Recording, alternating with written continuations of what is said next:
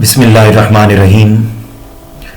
अज़ीज़ तलबा व तालिबात, मैं हूँ मोहम्मद इनाम मुस्तफ़ी।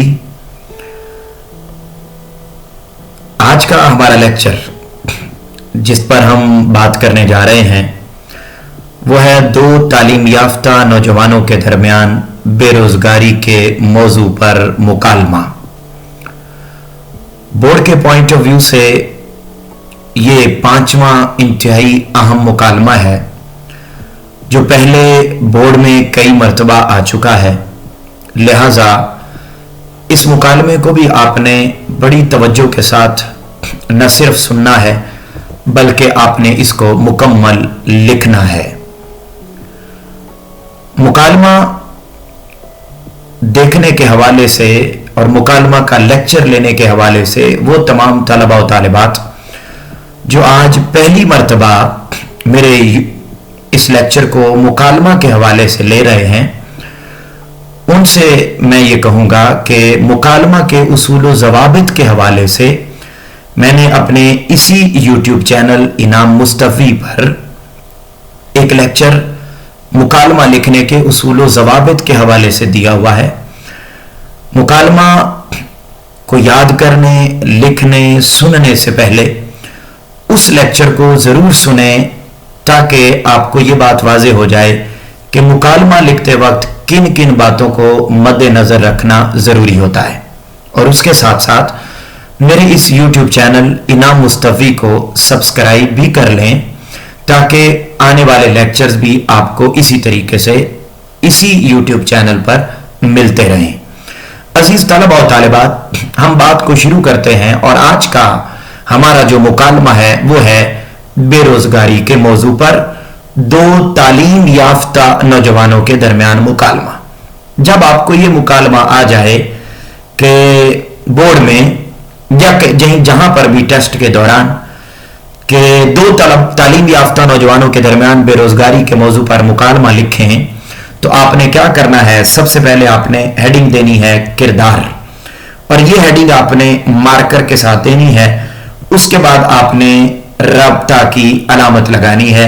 ये जो दो डॉट होते हैं इनको राब्ता की अलामत कहा जाता है। अब इसमें दो किरदार हैं और किसी भी मुकालमा में दो ही किरदार हुआ करते हैं। यहां पर जो मैंने नाम लिखे हैं, एक नाम लिखा है असद और एक नाम लिखा है उमर। आप अपनी मर्जी से भी कोई से भी नाम लिख सकते हैं, इस हवाले से कोई परेशानी नहीं है। किरदार की हेडिंग दी, किरदार को मार्कर से लिखा, आगे आपने राब्ता की अलामत लगाई वो भी मार्कर से, आगे आपने जो किरदारों के नाम लिखे वो आपने इंक पेन से लिखने हैं। उसके बाद फिर आप उसी किरदार के नीचे हेडिंग देंगे मंजर। याद रखिएगा, मुकालमा लिखने से पहले मंजर लिखना बड़ा जरूरी होता है कि ये जो मुकालमा हुआ, मुकालमा कहते हैं बातचीत, ये जो आपस में गुफ्तगू हुई, बातचीत हुई, ये बातचीत हुई किस जगह पर, क्या मंजर था, उस मंजर का जिक्र करना बड़ा जरूरी है। अजीज तलबा व तालिबात, आपने मंजर की हेडिंग दी, फिर आपने राब्ता की अलामत लगाई, फिर आपने ब्रैकेट, छोटी ब्रैकेट वो लगाई और ब्रैकेट में आपने मंजर इंक पेन से लिखना है। ब्रैकेट भी आपने मार्कर से लगानी है। क्या है मंजर, क्या लिखेंगे? स्टेशन पर अभी गाड़ी ठहरी हुई है, रुकी हुई है, अभी गाड़ी चली नहीं, ट्रेन। डब्बा नंबर 12 में एक खूबसूरत नौजवान जिसके चेहरे पर परेशानी है सीट पर बैठा हुआ है। इतने में एक और नौजवान उसके साथ वाली सीट पर आकर बैठ जाता है और गुफ्तगू यूं शुरू होती है। अजीज तलबा व तालिबात, ये है मंजर कि गाड़ी रुकी हुई है, अभी गाड़ी चली नहीं, एक नौजवान ऑलरेडी वहां पर बैठा हुआ है, एक नौजवान ऊपर से और आया है और वो आकर भी पहले बैठे हुए खूबसूरत मगर परेशान चेहरे वाले नौजवान के पास आकर बैठ जाता है और बैठता है और आपस में बातचीत शुरू होती है। जो नौजवान आया है उसने कहा अस्सलाम वालेकुम। अजीज तलबा व तालिबात, यहां पर एक बात यह भी ज़हन में रख लें कि जो आपने किरदारों के नाम लिखने हैं या जो मंजर की हेडिंग देनी है या जो किरदार की हेडिंग देनी है वो आपने मार्जिन लाइन के अंदर लिखना है, मार्जिन लाइन के बाहर आपने कोई चीज नहीं लिखनी। اور جتنے بھی یہ نام ہیں، اسد ہے، عمر ہے، نوجوان ہے، نووارد ہے، جو کچھ بھی کردار، یہ جتنی بھی ہیڈنگز ہیں یہ آپ نے مارکر سے لکھنی ہے، اور جس پیٹرن پر مکالمہ آپ کے سامنے لکھا ہوا ہے آپ نے اسی پیٹرن پر ہی مکالمہ وہاں پر لکھنا ہے اور انہی الفاظ میں لکھنا ہے. نوجوان جو اوپر سے آیا، السلام علیکم. اب آپ نے نوجوان کے درمیان رابطہ کی علامت اور السلام علیکم ایسے ہی لکھنا ہے جیسے یہاں لکھا ہوا ہے، اور آگے آپ نے ندائیہ کی علامت لگانی ہے. السلام علیکم جی. نو وارد، وعلیکم السلام. نو وارد سے مراد ہے آنے والا نوجوان، یعنی پہلے ایک نوجوان بیٹھا ہوا ہے، اوپر سے نیا نوجوان آیا ہے، تو جو پہلے بیٹھا ہوا نوجوان ہے جس کے چہرے پر پریشانی ہے مگر خوبصورت ہے، اس نے اس نئے آنے والے نوجوان کو کہا السلام علیکم. نو وارد یعنی نیا آنے والا نوجوان، اس نے کہا وعلیکم السلام. چونکہ ٹرین کی سیٹ پر جو ایک نوجوان بیٹھا ہوا تھا اوپر سے جو آیا ہے اس کو کہا ہے نو وارد. وعلیکم السلام. نوجوان کیا نام ہے آپ کا؟ نو وارد یعنی وہ جو نیا آنے والا نوجوان ہے وہ کہتا ہے میرا نام اسد ہے، آپ اپنا تعارف کرانا پسند کریں گے؟ نوجوان کہتا ہے میرا نام اسد ہے. یہاں پر دیکھیے گا، میں اس کو تھوڑا درست کرتا ہوں. جی عزیز طلبہ و طالبات، تو یہاں پر آئے گا کہ نوجوان وہ کہتا ہے میرا نام عمر ہے، یعنی جو آلریڈی بیٹھا ہوا تھا نوجوان اس کا نام عمر ہے اور جو اوپر سے آیا ہے اس کا نام ہے اسد. تو میرا نام عمر ہے. پھر یہ بھی ذہن میں رکھیے گا کہ مکالمہ لکھتے وقت آپ نے حرکات و سکنات ان کا بھی آپ نے ذکر کرنا ہوتا ہے کہ کون سا جملہ خوشی سے کہا، کون سا غمی سے کہا. میں پہلے بھی جو مکالمہ جات کے اوپر لیکچر دے چکا ہوں ان میں نے یہ ساری باتیں تفصیل سے بتائی ہوئی ہیں، تو آپ ان کو بھی سنیں اور اس کو بھی سنیں ہی نہیں بلکہ ساتھ ساتھ لکھیں بھی تاکہ آپ کو بہتر طریقے سے یاد ہو جائے. تو بریکٹ میں ایک سرد اور لمبی آہ بھرتے ہوئے ایک مرتبہ پھر قسمت آزمانے کے لیے چل پڑا ہوں. پرسوں کے روزنامہ نوائے وقت میں پڑھا تھا کہ الفلاح بینک کو چند کیشیئر درکار ہیں، یعنی چند کیشیئر کی ضرورت ہے. تو یہ جو نوجوان ہے بیٹھا ہوا آلریڈی، وہ اس آنے والے نوجوان جس کا نام اسد ہے اس کو بتاتا ہے. اب جو ہے وہ بات چیت انہی کے ناموں سے آگے ہم چلائیں گے. اسد حیران ہوتے ہوئے، یہ آپ نے بریکٹ میں لکھنا ہے کہ یہ جملہ اس نے حیران ہوتے ہوئے بولا. اس کا مطلب ہے ہماری منزل ایک ہی ہے. عمر کیا تعلیم ہے آپ کی؟ اسد ایم کام کیے 2 سال گزر چکے ہیں. آئے دن نوکری کے ارمان لیے گھر سے نکلتا ہوں مگر شام کو ناکام لوٹ آتا ہوں. اب اسد کی یہ بات سننے کے بعد عمر، نوکری ملنا تو دیوانے کا خواب معلوم ہوتا ہے. میں بھی مسلسل 3 برس سے نوکری کا متلاشی ہوں. متلاشی میں تلاش کر رہا ہوں. جس طرح تم اسد 2 سال سے نوکری کی تلاش کر رہے ہو اور روزانہ دل میں نوکری کی آرزو لیے نکلتے ہو مگر تمہیں نوکری نہیں ملی، میں بھی 3 سال سے نوکری کی تلاش میں مسلسل مارا پھر رہا ہوں. مگر وہ کہتا ہے عمر، نوکری ملنا تو دیوانے کا خواب معلوم ہوتا ہے. میں بھی مسلسل 3 برس سے نوکری کا متلاشی ہوں مگر ایک شاعر نے کیا خوب میری نقشہ آرائی کی ہے، یعنی میری حالت کا نقشہ کھینچا ہے کہ میں 3 سال سے نوکری کی تلاش میں ہوں مگر نوکری نہیں ملی، تو میری اس حالت کا نقشہ کھینچا ہے. نقشہ آرائی کی ہے کا مطلب ہے نقشہ کھینچا ہے کہ تیری خاطر ہر روز صحرا نوردی کرتا ہوں. پیاسا ہوں اب تک ملا نہیں جام دیدار. صحرا نوردی کا مطلب گھومنا پھرنا، تلاش کرنا، کہ میں تیری خاطر گلی کوچے پھر رہا ہوں مگر ابھی تک پیاسا ہوں اور دیدار میسر نہیں آیا. دیدار سے مراد نوکری، یہاں پر تشبیہ میں اس کو ہم استعمال کریں گے. تو مفہوم اس کا یہ ہے کہ ایک لمبا عرصہ ہو گیا نوکری تلاش کرتے کرتے لیکن مجھے نوکری ملی نہیں ہے. یہ شعر سننے کے بعد اسد کہتا ہے ہمارے ملک میں بھی عجب دستور ہے، عجیب قانون ہے ہمارے ملک کا کہ جس قدر شرع تعلیم میں اضافہ ہو رہا ہے ملازمت نایاب اور بے روزگاری میں مسلسل اضافہ ہو رہا ہے. یعنی ہمارے ملک کا لٹریسی ریٹ، ہمارے معاشرے میں پڑھے لکھے لوگ زیادہ ہوتے جا رہے ہیں لیکن اس کے مقابلے میں نوکریاں کم ہوتی جا رہی ہیں اور بے روزگاری بڑھتی چلی جا رہی ہے. عمر پہلے تو یہ سنتے تھے کہ فقط ان پڑھ ہی بے روزگار ہوتے ہیں، مگر یہ تلخ حقیقت ہے کہ موجودہ دور میں تعلیم یافتہ ہی زیادہ تر بے روزگاری کا شکار ہیں. یعنی اب عمر کہتا ہے کہ پہلے تو یہ ہوتا تھا کہ ان پڑھ لوگ بے روزگار ہوتے تھے، مگر بدقسمتی یہ کہ اب پڑھے لکھے لوگ زیادہ بے روزگار ہیں. اسد ہاں عزیز طلبہ و طالبات، آپ نے اسی طریقے سے آگے یہ ندائیہ کی علامت لگانی ہے. علامات کا آپ نے مکالمہ میں ضرور خیال رکھنا ہے. وہ کہتا ہے اسد ہاں کیونکہ ان پڑھ اور کم تعلیم یافتہ کی اکثریت کاروبار اختیار کر لیتی ہے اور ہم جیسے اعلیٰ تعلیم یافتہ برس ہا برس یعنی سال ہا سال نوکری کے بکھیڑوں میں الجھے رہتے ہیں، یعنی نوکری تلاش کرتے رہتے ہیں. آپ آسان جملے بھی لکھ سکتے ہیں مگر بورڈ کی ریکوائرمنٹ ہوتی ہے تھوڑا بہتر جملے لکھے جائیں تو اس سے نمبر بہتر آتے ہیں.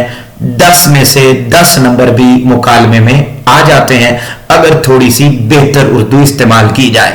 اس لیے میں بہتر اردو لکھتا ہوں مگر آسان اردو میں جملے سمجھا بھی دیتا ہوں تاکہ اگر کسی طالب علم کو یا طالبہ کو مشکل پیش آئے تو وہ آسان جملے بھی لکھ سکتا ہے.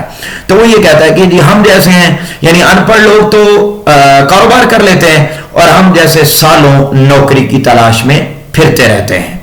عمر اس بے روزگاری کی کئی وجوہ ہیں، کئی وجوہات ہیں. اولین وجہ تو سرمایہ داروں کی اجارہ داری ہے، من مانی ہے.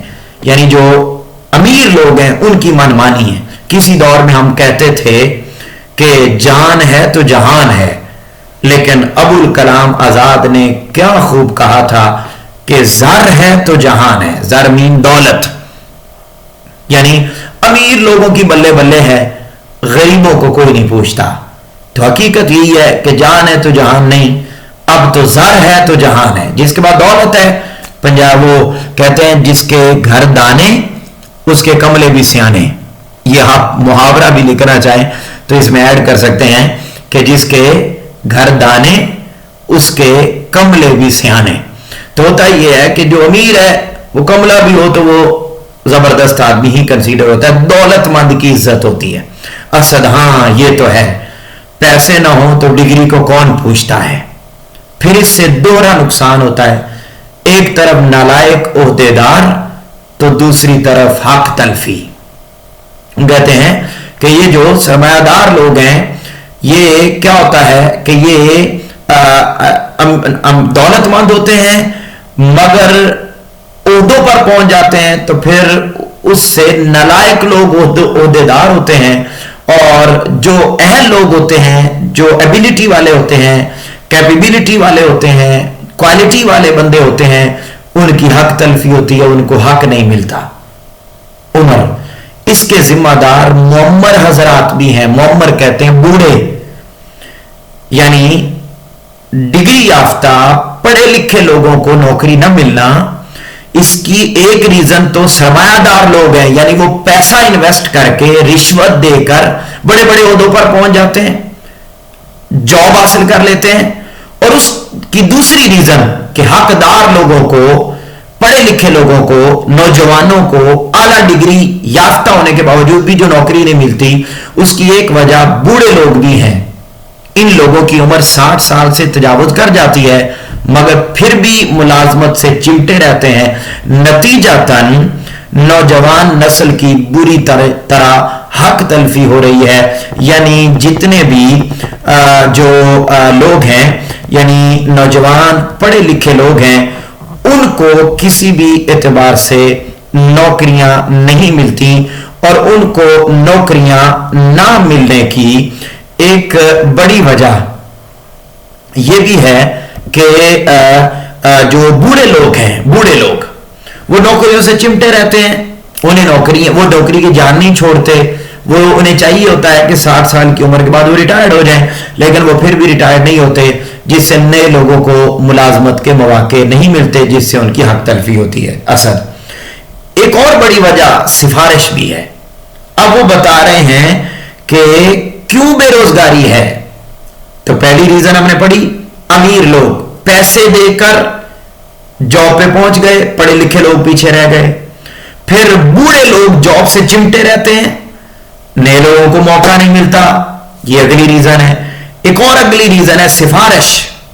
सिफारिश बड़ी चलती है आजकल, नौकरी के लिए पैसा हो या सिफारिश, वरना नतीजा मायूसी निकलता है। यानी अगर आपके पास पैसा है तब भी आपको जॉब मिल जाएगी, या आपके पास सिफारिश है तो तब भी जॉब मिल जाएगी। लिहाजा अगर आपके पास ये दोनों चीजें नहीं हैं तो आपको नौकरी नहीं मिलेगी। ये वो वजूहात बता रहा है। अब आगे कहता है उमर, इन हालात में तालीम याफ्ता नौजवान इंतहाई मायूस होकर रह जाते हैं, और खास तौर पर जिन वालिदैन ने अपनी औलाद बड़े कठिन और मुश्किल हालात में तालीम दिलाई होती है, जिन वालिदैन ने अपनी औलाद को, यहां पर लफ्ज को भी आएगा, जिन वालिदैन ने अपनी औलाद को बड़े कठिन और मुश्किल हालात में तालीम दिलाई होती है, जब उनकी औलाद को तालीम नहीं मिलती तो उनके सारे ख्वाब रेजा रेजा हो जाते हैं। यहां पर लफ्ज आएगा नौकरी या मुलाजमत, यानी जब उनकी औलाद को मुलाजमत नहीं मिलती तो उनके सारे ख्वाब रेजा रेजा हो जाते हैं। यानी वो वालिदैन जिन्होंने बड़ी मेहनत के साथ अपने बच्चों को पढ़ाया होता है, डिग्री हासिल कर लेने के बाद जरूरी होता है कि उनको जॉब मिले, लेकिन बदकिस्मती से उन्हें जॉब नहीं मिलती, तो फिर उनके ख्वाब सारे के सारे टूट जाते हैं, रेजा रेजा हो जाते हैं। असद, मेरे वालिद की भी यही हालत है। वो एक मिस्त्री हैं, दिन रात मेहनत मुशक्कत करके उन्होंने मुझे पढ़ाया, और आज बुढ़ापे में वो मेरी बेबसी का मंजर देख रहे हैं। उमर, नौकरियों की इस गैर मुनसिफाना तकसीम ने पाकिस्तान की बुनियादें हिला कर रख दी हैं। यहां तो नस्ल दर नस्ल नौकरियों का सिलसिला है, यानी नौकरियां नहीं मिलती हैं लोगों को। असद, आप कोई भी रोजनामा उठा लीजिए, रोजनामा से मुराद अखबार, कोई भी अखबार उठा लीजिए, असामियां खाली हैं, इश्तिहार दिए हुए होते हैं कि एक लंबी फहरिस्त नजर आएगी, लेकिन इंटरव्यू देने के बाद पता चलता है कि यह सिर्फ दिखावा था। मुलाजमतें पैसे या सिफारिश की बुनियाद पर पहले ही हो चुकी होती हैं।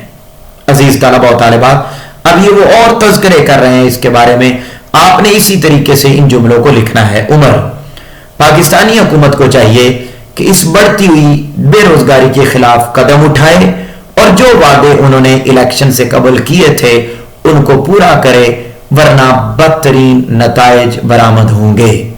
असद, इस तरह की हालत मुझे मायूस कर देती है, लेकिन फिर ला तकनतू मिन रहमतिल्लाह, अल्लाह की रहमत से मायूस ना हो जाओ। अजीज तलबा और तालिबात, आपने इनको मार्कर के साथ लिखना है। अगर आप अरबी न लिख सकें तो आप सिर्फ तर्जुमा लिख दें इन्वर्टेड कॉमास में, मार्कर के साथ हाईलाइट कर दें, तो ये दुरुस्त तरीका होगा। अब असद कहता है कि ये सारी सूरत हाल मायूस कर देती है, लेकिन फिर भी अल्लाह की, मुझे वो कुरान मजीद की आयत याद आ जाती है, ला तकनतू मिन रहमतिल्लाह, अल्लाह की रहमत से मायूस ना हो जाओ के तहत उम्मीद बाकी है। और फिर इन्नल्लाह मअस साबिरीन, ये भी कुरान मजीद की आयत है। आप इसको इसी तरह इराब के बगैर लिखेंगे अगर लिखना है, नहीं तो अरबी ना भी लिखें तो सिर्फ उर्दू तर्जुमा लिख दें, बेशक अल्लाह सब्र करने वालों के साथ है, ये लिख दें। इनको आप मार्कर के साथ हाईलाइट करके इस तरह दरमियान में लिखेंगे। और वो कहते हैं कि जब मैं इन दो आयात को सोचता हूं को मद्देनजर रखकर सब्र का दामन थामे हुए हूं, वगरना पढ़ भी लिया है, डिग्री है, सब कुछ है, मगर इसके बावजूद जब नौकरी नहीं मिलती, तो बस ये दो आयात के अल्लाह की रहमत से मायूस नहीं होना और हमेशा सब्र का दामन हाथ से जाने नहीं देना, इन दो चीजों को सोचते हुए मैं सब्र करता हूं, वरना हालत सब्र करने वाली नहीं है। उमर कहता है, अगर अहल लोगों को मुलाजमतें मिलेंगी तो तो मुल्क जवाल का शिकार होने की बजाय तरक्की की तरफ गामजन होगा। असद क्या कहता है, मैं भी आज उम्मीद का दामन थामे घर से निकला हूं। अब आपने ब्रैकेट में लिखना है, चंद लम्हों के बाद गाड़ी लाहौर स्टेशन पर रुकती है और दोनों प्लेटफॉर्म पर उतरते हैं। उमर, अल्लाह करे आज हमारे वालिदैन की दुआएं पूरी हों। असद, आमीन, अल्लाह आपकी जुबान मुबारक करे। अब ये सफर उन्होंने अपने शहर से शुरू किया था, ट्रेन चली, रस्ते में ये सारी बातें होती आई, यहां तक कि लाहौर स्टेशन आ गया, दोनों नौजवान उतर गए। और फिर जिस तरह मैंने बताया कि शुरू में आपने एक मंजर लिखना है, उसी तरह आपने एंड पर भी मंजर लिखना है। क्या मंजर है फिर, जब आपस में एक दूसरे को दुआ दे देते हैं। असद कहता है आमीन, अल्लाह आपकी जुबान मुबारक करे। फिर क्या होता है, ब्रैकेट में आप मंजर लिखेंगे, दोनों नौजवान रेलगाड़ी से उतरकर अपनी मंजिल की तरफ रवां दवां हो जाते हैं। अजीज तलबा व तालिबात, ये था आज का हमारा 5वां मुकालमा, जो बड़ा इंतहाई बोर्ड के पॉइंट ऑफ व्यू से मुझे उम्मीद है आपको समझ आ गया होगा। आप इस पूरे लेक्चर को लिखिए, नोट कीजिए, याद कीजिए, और इसमें कोई प्रॉब्लम, कोई सवाल हो तो आप इसी के कमेंट सेक्शन में, इसी वीडियो के कमेंट सेक्शन में जाकर अपने ख्यालात का आप इजहार कर सकते हैं, सवाल पूछ सकते हैं।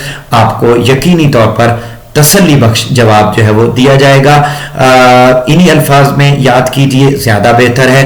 फिर भी कोई मुश्किल हो तो जरूर बताइए, और अगर समझ आ रही हो बात तो फिर भी कमेंट सेक्शन में अपने ख्यालात का जरूर इजहार कीजिए। आपसे मुलाकात होगी इंशाअल्लाह अगले लेक्चर में। तब तक के लिए अपने घर वालों का बहुत ज्यादा ख्याल रखिएगा। अल्लाह हाफिज।